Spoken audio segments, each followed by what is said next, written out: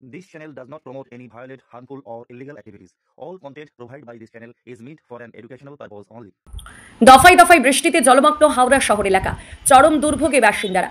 গতকাল রাত থেকে দফায় দফায় বৃষ্টির জেরে জলমগ্ন হয়ে পড়ে হাওড়া শহর এলাকার বিস্তীর্ণ অংশ। বৃহস্পতিবার রাতভর বৃষ্টির জেরে শহরের বহু রাস্তাঘাট এবং বসতবাড়ির সামনে বা ভিতরে জল জমে যায়। কোথাও গোড়ালির সমান, আবার কোথাও হাঁটুর সমান জল দাঁড়ায়।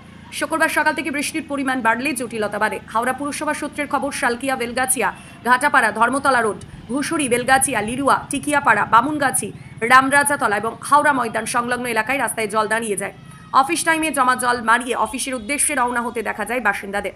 অনেকের ঘরে জল ঢুকে যাওয়ায় অসুবিধায় পড়েন বাসিন্দারা। হাওড়া পুরসভা নিচু এলাকাগুলিতে দীর্ঘক্ষণ জল জমে থাকায় বাসিন্দাদের ক্ষোভ বাড়ছে। তারা বলেন, হাওড়া পুরসভা থেকে আশ্বাস দেওয়া সত্ত্বেও ফের জল জমছে। দীর্ঘদিনের সমস্যার কোনো স্থায়ী সমাধান হচ্ছে না। তবে হাওড়া পুরসভার প্রশাসক মণ্ডলীর চেয়ারম্যান সুজয় চক্রবর্তী জানিয়েছেন, অতিরিক্ত পাম্প চালু করে জল নামানোর চেষ্টা চলছে। বৃষ্টি থামলে পরিস্থিতির উন্নতি হবে বলে আশ্বাস দিয়েছেন তিনি। আপনারা দেখছেন আনন্দ বাংলা সবার আগে।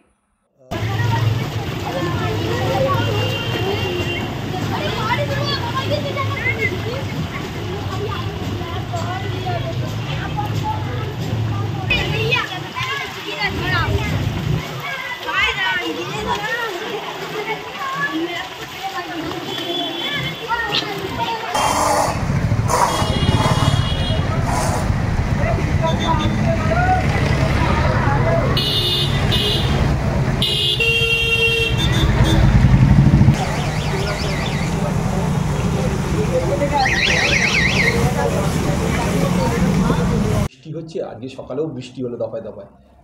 হাওড়া শহরে কতগুলো ওয়ার্ড এই মুহূর্তে জলমগ্ন আর জলকে বার করার জন্য কী ব্যবস্থা নিচ্ছে?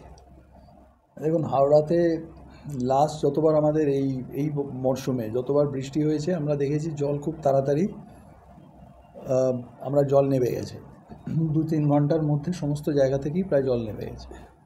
এইবার কালকে থেকে যে বৃষ্টিটা হচ্ছে, কাল ইনফ্যাক্ট রাত্রির থেকে শুরু হয়েছে 10টা সাড়ে 10টা থেকে, এবং প্রায় কন্টিনিউয়াস 16-18 ঘন্টা হয়ে গেছে বৃষ্টিটা, কন্টিনিউয়াস বৃষ্টি হচ্ছে। তো ন্যাচারালি যেটা ঘটছে সেটা হচ্ছে জলটা ড্রেন আউট হওয়ার সুযোগ পাচ্ছে না, 1।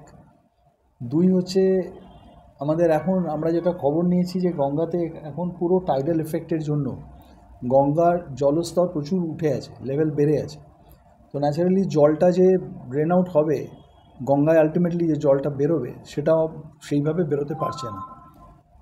তো এর জন্য যেটা প্রবলেম হচ্ছে সেটা হচ্ছে জলটা যে জায়গা থেকে জলের ভেতরে মুভমেন্ট আমরা ভালো দেখতে পাচ্ছি বেরিয়ে যাওয়ার ড্রেনে বা আমাদের আউটলেটে, কিন্তু ফাইনাল আউটফলটায় এখনও জলটা সেভাবে ডিসচার্জ করা যাচ্ছে না। তো যার জন্য এরকম একটা অস্বাভাবিক বৃষ্টি হচ্ছে তার সাথে। তো কিছু জায়গাতে আমাদের হাওড়ার বিক্ষিপ্তভাবে বিভিন্ন জায়গাতে জল জমে আছে। তো আমি আশা করছি আমরা অলরেডি আমাদের প্রায় যে সমস্ত পাম্প আছে, আমাদের টোটাল পার্মানেন্ট পাম্প ছাড়াও, পাম্প হাউস ছাড়াও যে আমাদের মোবাইল পাম্প নিয়ে প্রায় 70টা মতো পাম্প আমাদের হাওড়ার বিভিন্ন জায়গায় আছে, সেগুলো স্টেশন করা আছে। সব জায়গায় আমরা পাম্প এক্ষুনি চালাতে পারছি না, কারণ আমি যে কথা বললাম যে এত বেশি টাইডাল এফেক্ট আছে, জলটা ফেললে আবার জলটা ব্যাকফ্লো করছে।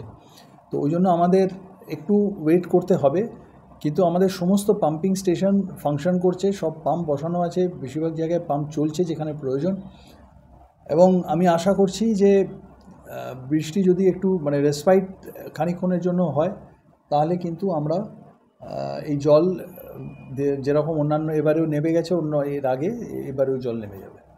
কটা ওয়ার্ডে এখনো পর্যন্ত জল দাঁড়িয়ে আছে? দেখুন, আমি বললাম আপনাকে বিক্ষিপ্তভাবে আমাদের ধরুন টিকিয়াপাড়া অঞ্চল, এইখানে প্রায় 2-3টে ওয়ার্ড আছে, জল আছে। আমরা দেখছি বেলগাছিয়া অঞ্চলে আমাদের ওইখানে কিছু জল আছে। নর্থ হাওড়ায় কিছু কিছু জায়গায় ভালো জল জমে আছে। সাউথ হাওড়ায় কিছু ওয়ার্ড, যেমন 44 নম্বর ওয়ার্ড, ওখানে জল আছে। শিবপুরের মধ্যে রামতলা এরিয়া 48 নম্বর ওয়ার্ডের যে কিছু জায়গা আছে, তো এইসব জায়গায় জল আছে। তো বিক্ষিপ্তভাবে বেশ কিছু ওয়ার্ডে জল আছে।